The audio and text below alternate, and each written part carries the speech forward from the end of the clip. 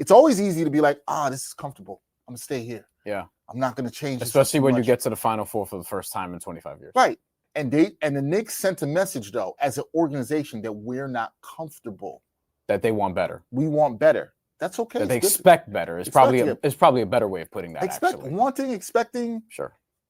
But you got to get it right and get the better. So that's the thing. Like, this is – I said this about the Karl Anthony Towns trade even last year, where that was a big risk, but one that they could afford to take. This is even riskier, in my opinion. It's not to say they're going to get it wrong or what have you, but like a lot of people are like, hey, just find the next Mark Daigneault. And it's like, okay, I mean, that's cool. I mean, it took 5 years for Mark Daigneault to be Mark Daigneault, or maybe 3 or 4. Right. I do think this move does signal, hey, they're going to try, if we're talking about they expect better, they want better and all these different things, I don't expect the roster to look exactly the same as next year. I think if you're to that point, Brian, before we wrap, I think if you can be aggressive with the coach, you can then be aggressive with the roster. Yes. Now, when we say aggressive with the roster, I think a lot of people are going to take that saying, although I do think John Smelk brought up a good point in that it could be Cat moving, it could be trading Cat, and saying that because of what he said, specifically what he said, which I wanted to say, which we talked about this season. We talked about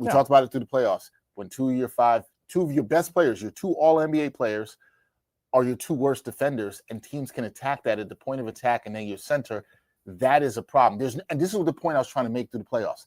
There's no coach that's going to fix that, guys. I've been saying that. Yeah. You can't take a poor defensive player, as long as Cat's been in the league 10 years, and think all of a sudden it's a coach or there's something Tibbs could have schemed. They tried, by the way. Right. They got OG Anunoby. They got Mikal. They went and got wings, which made sense. They started Mitchell Robinson. But you saw in the playoffs, the elite level teams are going to hunt that over and over again.